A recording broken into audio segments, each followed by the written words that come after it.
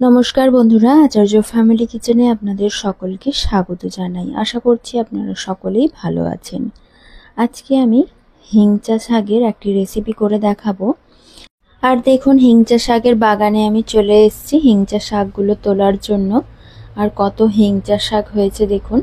এখান থেকেই আমি বেশ কিছুটা পরিমাণে হিংচা শাক তুলে নিচ্ছি। আর এখন বেশ নরম নরম একদম হিংচা শাক বেরিয়েছে, সেইগুলোই আমি এখন তুলে নিলাম। বেশ কিছুটা পরিমাণ তুলে নিয়ে দেখুন ধুয়ে নিয়ে রেডি করে নিয়েছি একটি থালায়। এবার গ্যাস জ্বালিয়ে কড়া গরম করে তেল দিয়ে দিয়েছি 1 চামচ। তেল গরম হয়ে যেতেই দিয়ে দিলাম একটি শুকনো লঙ্কা। শুকনো লঙ্কাটা বেশ ভালো মতো করে ভেজে নেব। আর দেখুন একটা সাইড ভাজা হয়ে গেছে, অপর সাইডটা ভেজে তুলে নিলাম। তুলে একটি প্লেটে লঙ্কাটা রেখে দেব। এবার ওই তেলেই ভেজে নেব 5 কোয়া রসুন। রসুনটাকেও বেশ কিছুটা সময় নিয়ে লালচে কালার করে ভেজে নেব। আর দেখুন রসুন ভাজা হয়ে গেছে, এখন তুলে ওই প্লেটেই একটি সাইডে রেখে দেব। এবার ওই তেলেই ভেজে নেব একটি পেঁয়াজ, যেটা আমি আগেই ঝুরঝুরি করে কেটে রেখেছি। আর দিয়ে দিলাম বেশ অল্প পরিমাণে লবণ। লবণ দিয়ে পেঁয়াজটা নাড়াচাড়া করে ভালো মতো পেঁয়াজ কুচিটা ভেজে নিচ্ছি। দেখুন এখন লাইট ব্রাউন কালার হয়ে গেছে, কিন্তু একেবারে লালচে কালার হওয়া পর্যন্ত একটু অপেক্ষা করব। আর দেখুন এই পর্যায়ে বেশ ভালো মতো পেঁয়াজটা ভাজা হয়ে গেছে। ভাজা পেঁয়াজটা তুলে নিয়ে ওই প্লেটেরই একটি সাইডে রেখে দিলাম। এবার কড়াইতে দিয়ে দেব 1/2 টেবিল স্পুন লবণ আর দিয়ে দেব বেশ কিছুটা পরিমাণ জল। জলটা দিয়ে ভালো মতো ফুটিয়ে নেব। আর এই যে হিংচা পাতাগুলো তুলে ধুয়ে রেডি করে রেখেছি, এইগুলো এবার জলটা ফুটে এলেই দিয়ে দেব। দেখুন জলটা টকবক করে ফুটছে, এই পর্যায়ে দিয়ে দিলাম হিংচা পাতার শাকগুলো।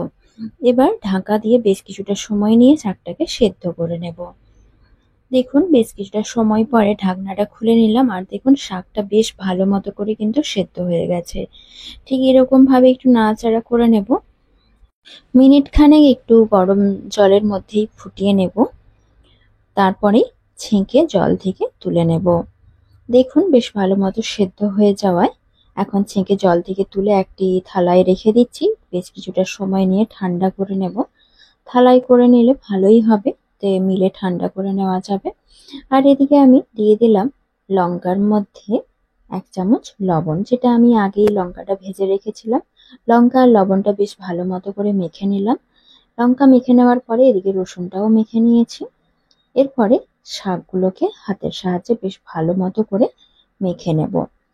শাকটা একটু গরম থাকার জন্য একটু অসুবিধা হচ্ছে বটে, কিন্তু এভাবেই আমি ভালো মতো করে মেখে নেব। বেশ অল্প পরিমাণে শাক নিয়ে ভালো মতো করে মেখে নিচ্ছি। দিয়ে হাতের সাহায্যে ভালো মতো করে একেবারে মোলায়েম করে নিয়েছি। দেখুন বেশ ভালো মতো মাখা হয়ে গেছে।